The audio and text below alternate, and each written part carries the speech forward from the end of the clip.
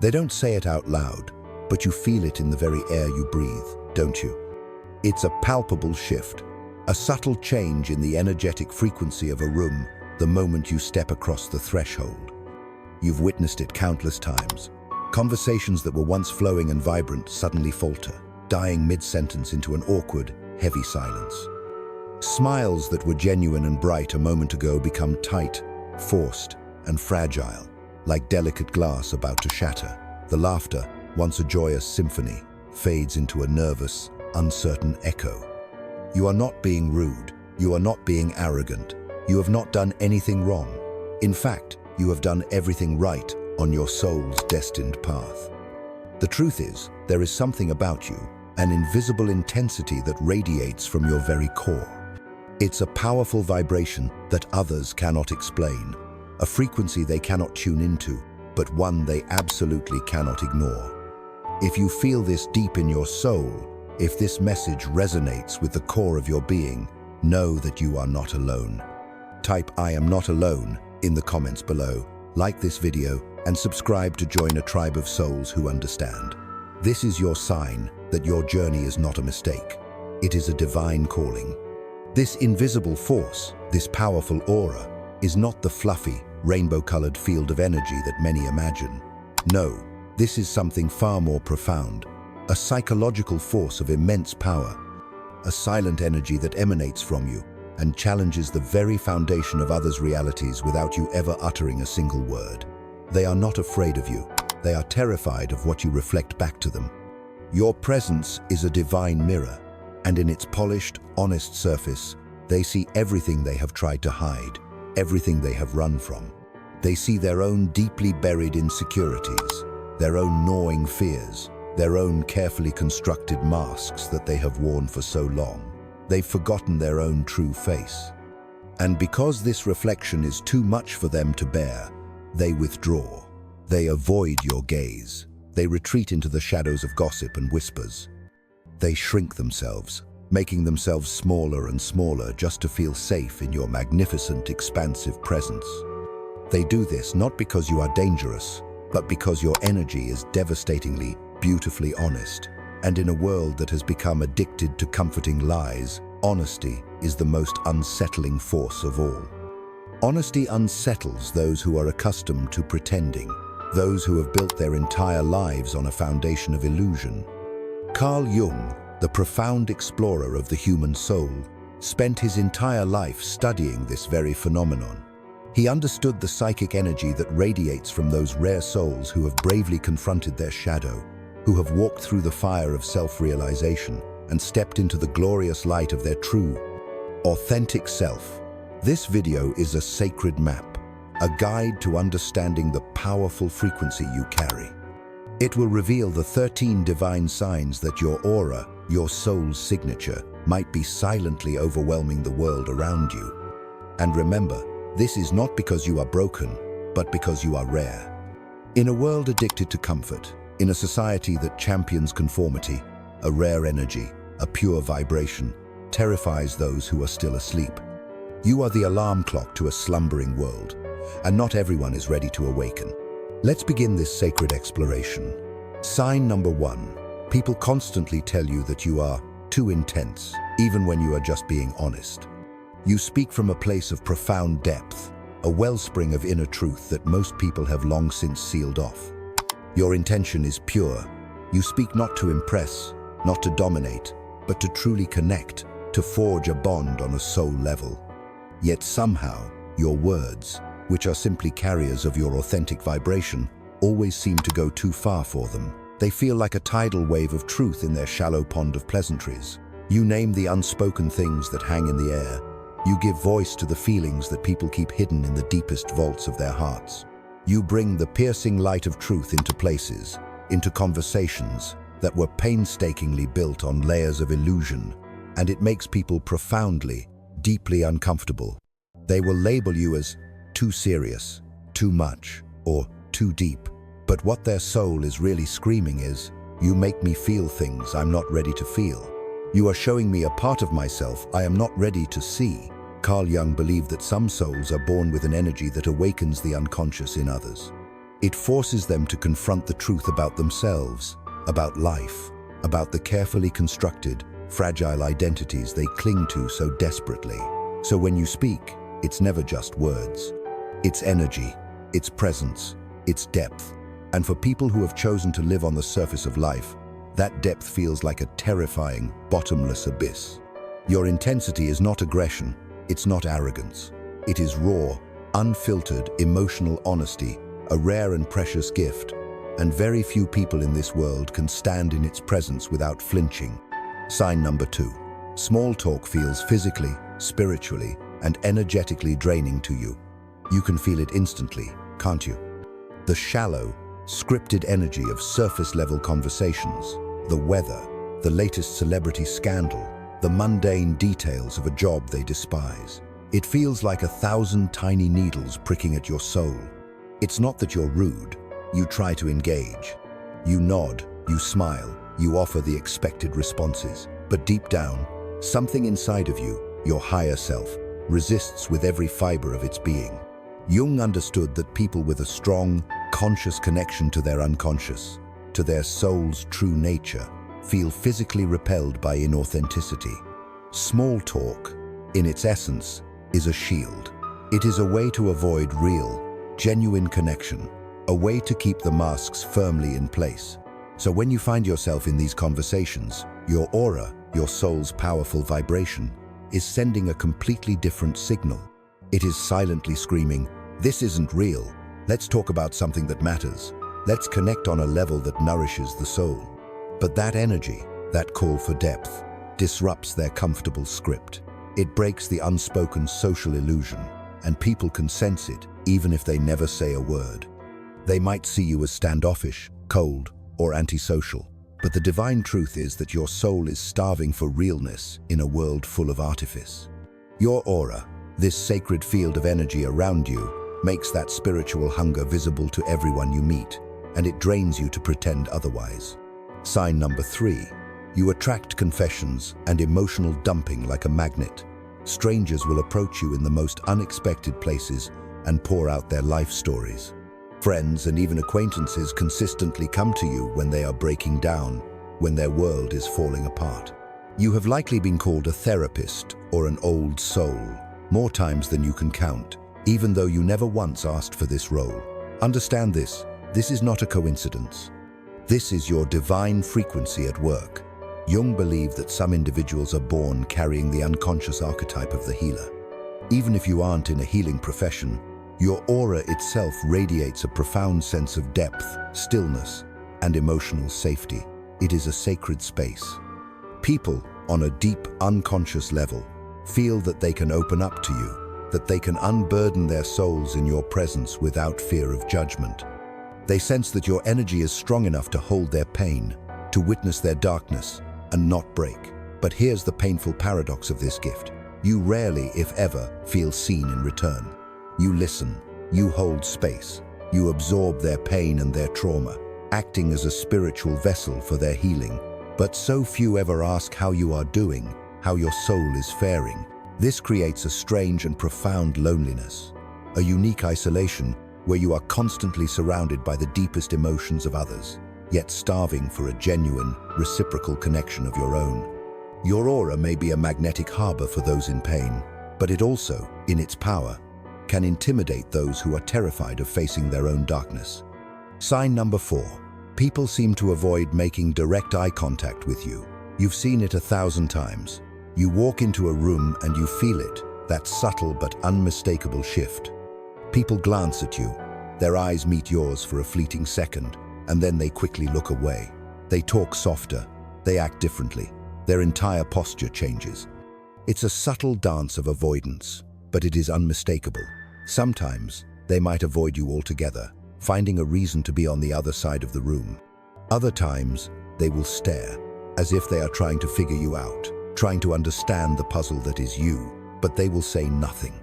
Carl Jung taught that when you have integrated the parts of yourself that others deny in themselves, your power, your shadow, your truth, you unconsciously become a living mirror for what they have suppressed. Your eye contact is no longer a simple social gesture. It becomes a direct, powerful, psychic encounter. In your eyes, they are not just seeing you, they are seeing a reflection of themselves, of their own soul. And if they are not ready for that profound reflection, if they are not prepared to face the truth of who they are, they will flinch, they will retreat. They will label you as intimidating, even if you are being completely kind and gentle. Your presence, your very being, demands honesty. Not because you ask for it, but because your aura, your soul's true frequency, speaks a language that bypasses their mind and goes straight to their heart. And it speaks a single, powerful truth before your words ever do. Sign number 5. Your very presence triggers strong, often inexplicable, reactions in others. This happens without you doing a single thing. You could be sitting quietly in a corner, saying nothing, doing nothing out of the ordinary, and yet someone in the room will react. They might become defensive, irritated, or strangely cold and distant, and you're left wondering, what did I do? What just happened?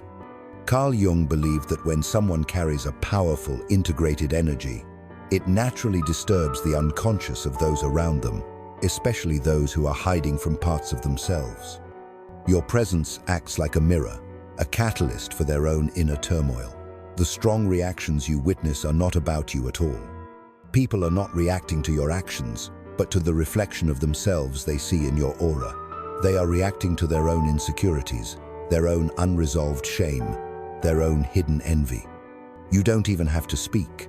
Your energy does all the talking. This is the silent, immense power of a developed, integrated aura. You don't need to command attention, because your very existence challenges others to confront who they really are. And for most people, they don't like what they see in that mirror. They aren't ready for that level of self-awareness, and their reaction is a defense mechanism against the truth your soul wordlessly presents. Sign number 6. You cannot tolerate fake personas, and people feel it. You've never been able to stand the masks, the fake laughter, the shallow, performative personas people wear to navigate the world. The endless, exhausting need to perform, to be someone they are not. You see through it instantly. You feel it in your gut, in your soul, long before your mind even catches up. This sensitivity isn't judgment, it's perception. It's a highly attuned form of spiritual discernment. Jung believed that when someone has integrated their shadow, their dark, rejected, and denied traits, they develop what he called psychological wholeness. This profound integration gives them the almost supernatural ability to sense fragmentation and inauthenticity in others. So, when you're around someone who is posturing, pretending to be someone they're not, your aura sends a subtle but powerful signal that says, drop the act. I see who you really are. Most people aren't ready for that. They might get nervous around you or become overly defensive, or they'll just label you as intense and keep their distance. This isn't because you expose them with your words, but because your very energy, your frequency of truth, wouldn't let their illusion breathe. Your soul simply refuses to participate in the charade. Sign number 7. You make people second-guess themselves and their own reality. You ask the questions that others avoid. You challenge the assumptions that have gone unquestioned for a lifetime. You don't accept normal just because it's common or popular. And because of this, people start to second-guess themselves around you. They get flustered, they doubt what they say, they try to justify things they normally wouldn't even think about. This isn't arrogance on your part, and it's certainly not manipulation. It's the psychic weight of your clarity. Jung said that when a person embodies deep self-awareness, they become a living contradiction to the collective. Your clarity exposes confusion. Your calm reveals anxiety. Your self-trust highlights other people's self-doubt. You don't need to argue, you don't need to prove anything. Just being who you are is enough to destabilize false certainty. In a world addicted to ego validation and surface-level agreement, this quality makes you quietly, profoundly dangerous to the status quo. It creates an emotional dissonance, the deep discomfort that arises when someone is forced to confront truths they have long ignored. That dissonance can quickly turn into repulsion or judgment because it's far easier to label someone as weird or difficult than to admit they are living with more clarity and truth than I am. You are a mirror, and mirrors, as you know, are not always welcome in rooms filled with illusions. Sign number 8. People open up to you, and then they pull away. They tell you their deepest, darkest secrets. They say you understand them like no one else. For a moment, it feels like a real, profound connection is being forged. Then, suddenly, they vanish. They stop texting. They become distant and cold. And you're left wondering, what just happened? This emotional whiplash isn't your fault. It is the shadow at work. Jung taught that when someone feels truly seen, not just flattered, but deeply understood, at their core awakens parts of them they've spent years, perhaps a lifetime, avoiding. Your aura didn't hurt them, it revealed them. And that revelation, that sudden, stark intimacy, can feel absolutely terrifying for someone who is not ready to face their own pain, their own trauma, or their own deeper truth. So they pull away. They retreat into the safety of their old patterns, not because you did something wrong, but because you unknowingly unlocked a door they weren't ready to walk through. You didn't break the connection. You made it too real for them to handle. Their withdrawal is a reflection of their own inner conflict, not a judgment of your worth. Sign number 9. You intimidate people without even trying, especially authority figures. You walk into a room, and suddenly, the power dynamic shifts. Your boss gets defensive. That loud, dominant person in the group suddenly quiets down. People who are used to controlling the narrative, to being the loudest voice, start to stumble. You didn't do anything. You didn't say anything. But your energy, the very frequency of your being, sends a clear, silent message: I am not easily controlled. Jung believed that those who have integrated their inner power, their inner king or queen archetype, radiate a quiet, unshakable sovereignty. It doesn't scream, it doesn't posture, it simply is. And that kind of authentic, self-contained presence threatens anyone who builds their identity on dominance or external control. You might notice that people in authority either respect you deeply or suddenly, inexplicably resent you. Because without saying a single word, your aura communicates, you don't hold power over me. And for those who rely on fear or status to maintain control, that's the most unsettling, threatening thing you could ever say. Sign number 10. You walk into someone's life with kindness, with honesty, with no hidden agenda, but somehow you become the villain in their story. They accuse you of being arrogant, cold, too intense, or too emotional. They twist your silence into judgment, your self-respect into ego, your solitude into rejection. This isn't about you, it's about projection. A concept Carl Jung emphasized as one of the most dangerous blind spots in human relationships. When people are unwilling to confront their own flaws, their own shadow aspects, they unconsciously project them onto others. And people with strong, developed, spiritually attuned auras become the perfect screen for this projection, because your presence reflects what they're trying to hide from themselves. You didn't become the villain. You just refused to play the victim in their drama, and that disrupted their entire narrative. Your very existence forced them to look at their own disowned parts, and rather than claiming them, they chose to cast them onto you. Sign number 11. Strangers feel inexplicably drawn to you, often without knowing why. It happens in grocery stores, in airports, in waiting rooms. A stranger will start talking to you, and within minutes, they are speaking deeply, confessing something personal. They often say, I don't know why I'm telling you this, but there's no small talk, just raw, unfiltered emotion. It's as if they've been waiting for someone exactly like you to appear. Jung believed that some people carry what he called numinous energy. It's not charisma, it's not charm, it's the soul's gravity. People sense it on a level beyond the conscious mind. They don't know what they're feeling, but they feel safe, they feel seen, they feel pulled towards something ancient and sacred within you. Your aura operates like a quiet, spiritual lighthouse. Even if you're not religious, even if you're not actively seeking anything, your soul radiates. And others, especially the lost, the hurting, the seekers, will feel it like a silent, irresistible calling, a beacon of hope in their own stormy seas. Sign number 12. You can feel the energy of a room instantly. You step inside, and within seconds, you know what's off. You feel the tension. You sense the hidden resentment. You pick up the masks that everyone is wearing before a single word is even spoken. To others, it might seem like you have a sixth sense, but in truth, it's your highly developed psychic attunement. Carl Jung described this as psychological intuition, the unconscious intelligence that operates beneath logic and language. You don't need explanations. You feel truth. You sense deception. You don't just observe energy, you absorb it. This is the double-edged sword of spiritual sensitivity. It gives you access to the deeper, hidden dimensions of human experience, but it also makes you incredibly vulnerable to energetic overwhelm. Your aura is like a finely tuned antenna, always picking up signals that others don't even know they're sending. And unless you are careful and spiritually shielded, you can end up carrying emotions and energies that were never yours to begin with. Sign number 13. You've always felt, on some deep level, not of this world, and others feel it too. There's a loneliness in you that's hard to explain. Not the loneliness of lacking company, but the profound loneliness of being different on a soul level. Since childhood, you've likely felt like an outsider, even among your closest friends, even within your own family. It's as if you were born with ancient eyes in a world that only sees the surface. Carl Jung believed that certain individuals are born with a calling from the self, a deep, inner voice pulling them toward growth, wholeness, and transformation.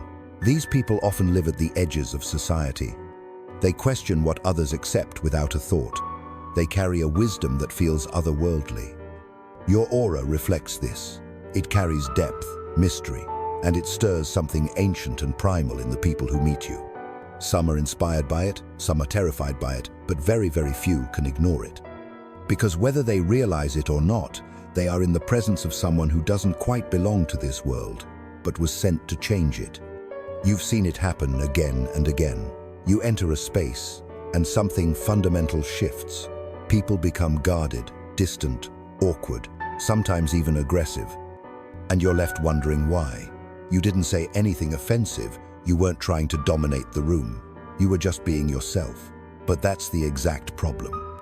Because when your aura carries authenticity, self-awareness, and depth, it challenges people.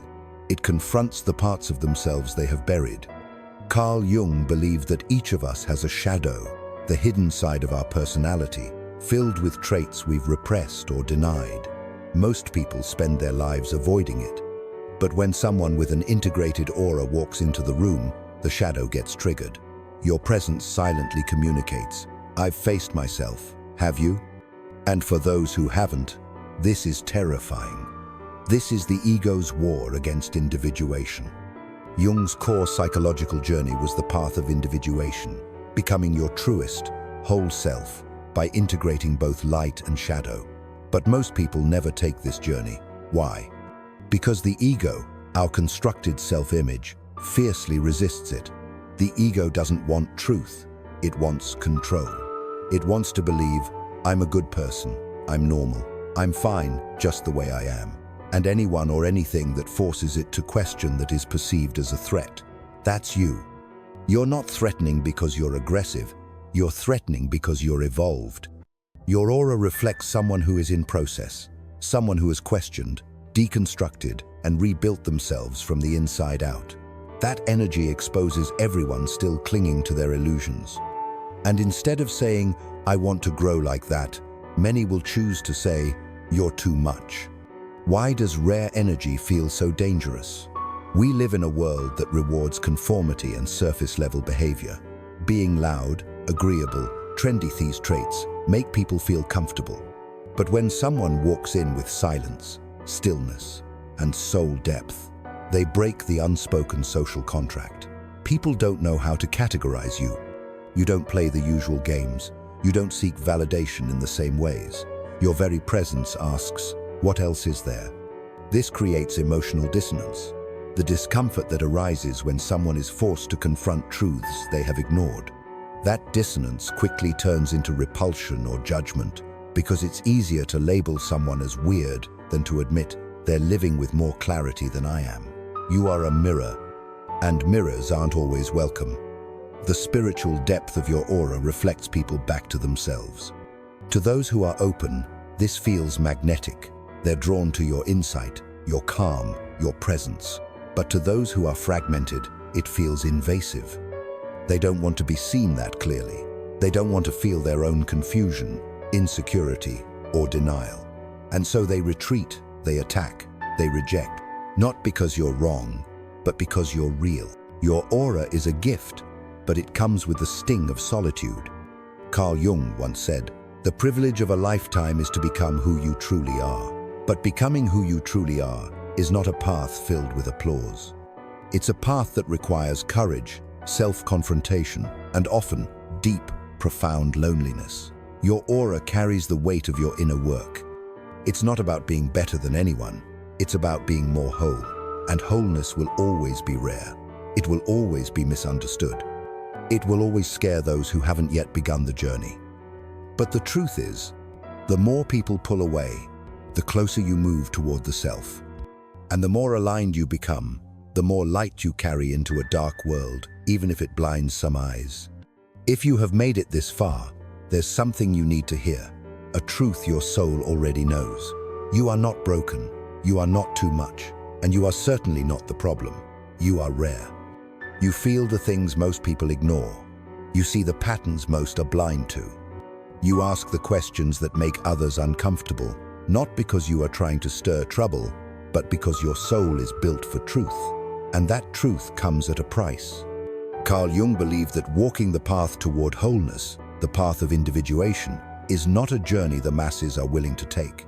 It's lonely, it's disorienting, and it often means walking through life misunderstood. But here's the divine paradox. The very thing that isolates you is what proves your depth. The discomfort you feel in shallow conversations, the urge to detach from toxic dynamics, the pain of being called too intense, too quiet, or too deep, these are not flaws. They are signs that you are evolving, because when your aura expands, the world shrinks. Most people are born into a mold, told who to be, how to act, and what to feel. But your soul was wired differently. You were never meant to fit in, you were meant to awaken. And with awakening comes resistance, not just from society, but from those closest to you. Not because they are bad, but because your energy reminds them of the work they have avoided. You are a mirror they never asked for, a light they are not ready to walk toward, but still, you shine. Carl Jung once wrote, "A lonely day is God's way of saying that he wants to spend some quality time with you." And maybe that's the point. Maybe your isolation is not punishment. Maybe it's preparation for deeper wisdom, for spiritual strength, for the kind of clarity that most people never reach in a lifetime. Because when your aura scares people, it's often because it speaks a language their soul recognizes, but their mind isn't ready to understand. So don't shrink, don't dim. Don't apologize for your sensitivity, your insight, your inner fire. You are not here to be palatable. You are here to be powerful. And while others may flinch in your presence, the ones who are meant for you, the ones on your frequency, will feel seen, safe, and stronger when you walk into the room. Because your aura is not just energy, it's a signal, a call to truth, a reminder of what's possible when someone dares to be fully alive. So the next time they call you too much, you smile and you remember, you are not too much, you are just rare.